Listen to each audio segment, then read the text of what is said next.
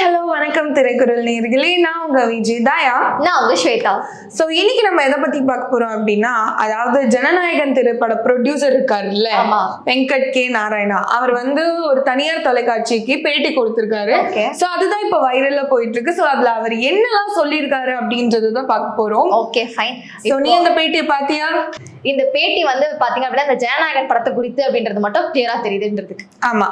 And வந்து அதுல அவரு நிறைய क्वेश्चंस கேட்டிருப்பாரு.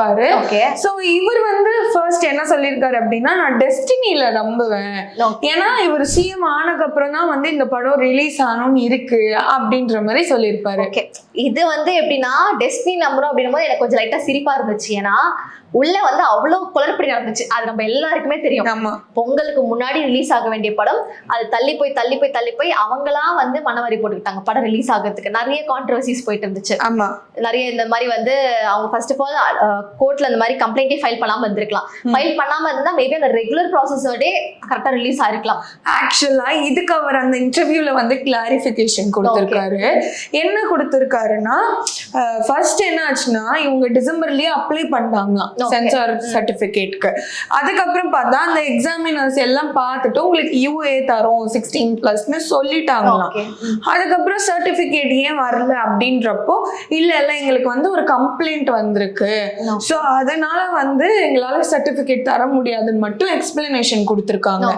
இவங்களுக்கு என்ன டவுட்னா, சென்சார் போர்டு அந்த ஆபீசர்ஸ், ஜூரி ஆபீசர்ஸை தவிர பப்ளிக் யாருமே பார்த்திருக்க மாட்டாங்களே, அப்புறம் எப்படி தேர்ட் பார்ட்டி கம்ப்ளைண்ட் பண்ணிருக்க முடியும்? அப்ப படம் லீக் ஆயிருச்சா இல்ல வெளில போயிருச்சா, எந்த பப்ளிக் பார்த்தாங்கன்ற மாதிரி ஒரு டவுட் வந்துதான் இவங்க கோர்ட்டுக்கு போனாங்க. கோர்ட்டுக்கு போனக்கு அப்புறம் தான் தெரியுதா, இல்ல அந்த படம் பார்த்த ஒருத்தர் தான் வந்து கம்ப்ளைண்ட் ரைஸ் பண்ணிருக்காருன்னு கோர்ட்ல தானே அதுக்கப்புறம் சொன்னாங்க. சோ நாங்க பப்ளிக் பார்த்தோம்னு நினைச்சுதான் கோர்ட் போகணும் அப்படின்ற மாதிரி சொல்லியிருக்காரு. இது அப்படின்ற மாதிரி சொல்லியிருக்காரு அப்படின்னா எனக்கு இன்னும் ஃப்ரேமிங் அப்படின்ற மாதிரி தோணுது. ஏன்னா வந்து சென்சார் போர்டு மேல ஃப்ரேமிங் என்ற மாதிரி தான் இருக்கு. ஏன்னா வந்து சென்சார் போர்டு கிட்ட போயிருச்சு அப்படின்னா அது வந்து வெளியிட வாய்ப்பே இல்லை. ஏன்னா அவங்களுக்கும் அந்த ப்ரோட்டோகால்ஸ் எல்லாம் தெரியும், அவங்களும் அந்த ப்ரோட்டோகால்ஸ்ல ஃபாலோ பண்ணி தான் ஆகணும். சோ அப்படி இருக்க பட்சத்துல ஒரு தேர்ட் பர்சன் பாத்திருக்காங்க அப்படின்றத இவங்க எப்படி யூகிச்சு ஒரு கம்ப்ளைண்ட் ஃபைல் பண்ணாங்கன்றது எனக்கு ஒரு கேள்விதான். அது வந்து ஃப்ரேம் பண்ற மாதிரி தான் எனக்கு இருக்கு. கரெக்ட். இது வந்து நம்ம இரு தரப்பும் நமக்கு தெரியல. பட் இவ்வளோ நடந்ததுக்கு அப்புறம் கம்ப்ளைண்ட் இவங்க வாபஸ் எடுத்தாங்க.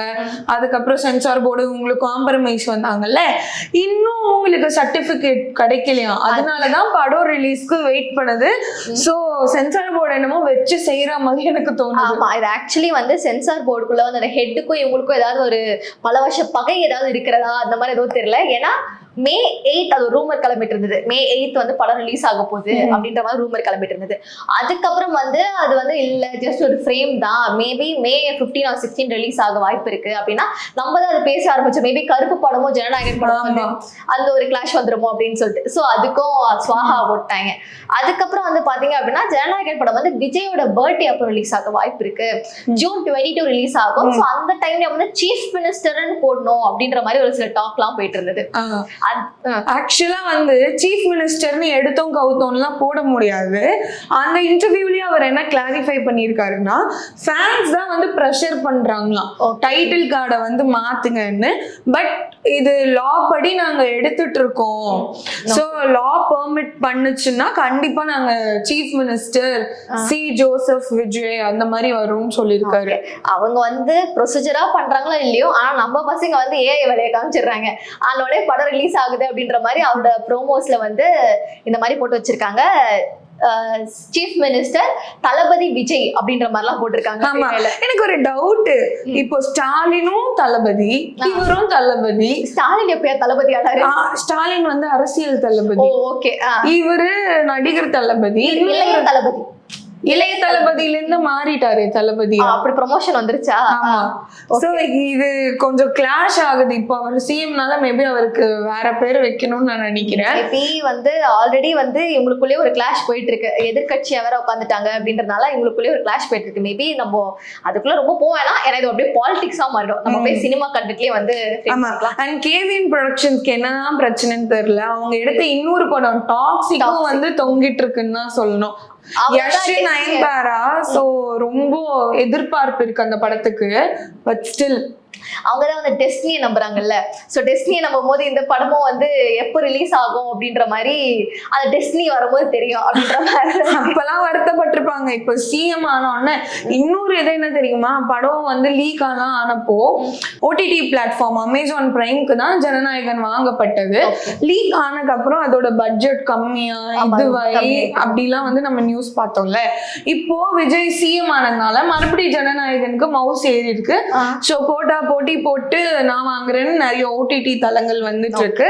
அந்த வகையில நெட்ஃபிளிக்ஸ் இதை வாங்கலாம் அப்படின்ற மாதிரி சொல்றாங்க. ஏன்னா பிரைம் வந்து அதை கேன்சல் பண்ணிட்டாங்க அக்ரிமெண்ட்.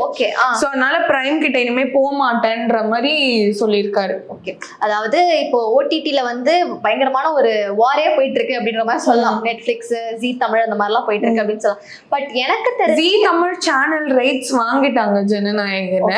ஓடிடில யார் வாங்க போறாங்க? ஆப்வியஸ்லி ஜீ தமிழ்னா நம்ம ஜீ5 ஓடிடில பார்க்கலாம். பட் அதை தவிர பிரைமா, நெட்ஃபிளிக்ஸா, ஹாட் ஸ்டாரான்றதுலாம் நம்ம வெயிட் பண்ணி தான் பார்க்கணும் என்ன ஆக போகுது ஏதாக போகுதுன்ட்டு. ஆனா இந்த ஜனநாயகன்றது ஒரு படத்தை குறித்தாலே வந்து, அதாவது ஜான்ல ஆரம்பிச்சது ஒரு குழப்படி.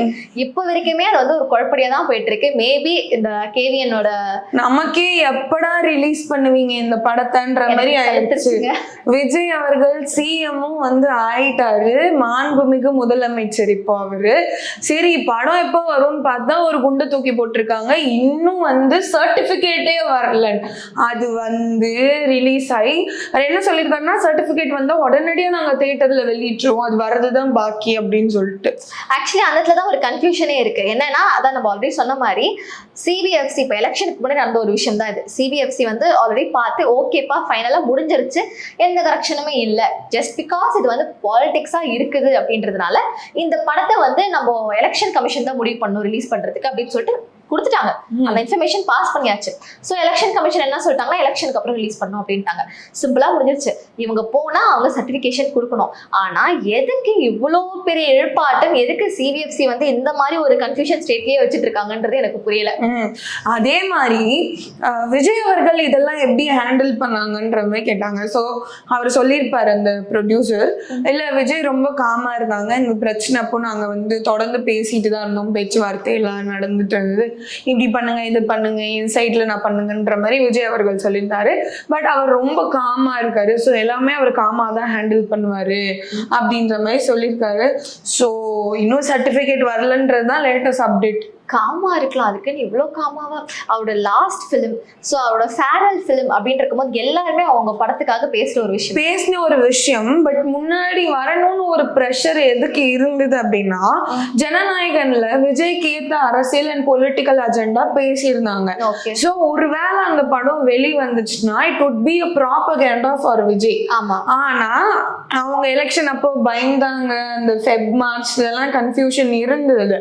அதுக்கப்புறம் டிவி கேக்கு அவ்வளோ சப்போர்ட் பார்த்து டிவி கே ஜெயிச்சக்கு அப்புறம் விஜய்க்கு என்ன இருக்கும், வந்தா என்ன வரலன்னா என்ன, நடிச்சாச்சு, சம்பளம் வாங்கியாச்சு, சிஎம் ஆயிட்டாரு, அதை பார்த்துட்டு போகலாம். லாஜிக்கலி அதுதான் இருக்கணும். பிகாஸ் அந்த படம் ப்ராபகேண்டா பண்ணாமே விஜய் அவர்கள் ஜெயிச்சிருக்காங்க அப்படின்னா எல்லாருமே லீக் ஆன நிறைய பேர் பார்த்துட்டாங்க அந்த படத்தை. ஆக்சுவலி வந்து இது பின்னாடியும் ஒரு கோல்மால் வேலை இருந்துட்டு இருந்தது. அதை நம்ம ஆல்ரெடி பேசியிருந்தோம். லீக் பண்ணதே வந்து இவங்க சைட்ல இருந்தா அப்படின்ற மாதிரி ஒரு சில கான்ட்ரவர்சிஸ்லாம் அந்த ப்ராபகேண்டா அந்த ஒரு இதெல்லாம் போயிட்டு இருந்துச்சு. ஸோ அது இப்போ வரைக்குமே அது என்ன கதைன்னு தெரியல. அதுக்கும் வந்து ஃப்ரீலான்ஸ் எடிட்டர் அரெஸ்ட் பண்ணன்னு சொன்னாங்க. பட் யார் அதுன்னு ஏன் ரிவீல் பண்ணல? மேபி ஃப்ரீலான்சர் எடிட்டர் வந்து அரெஸ்ட் பண்ணாங்க.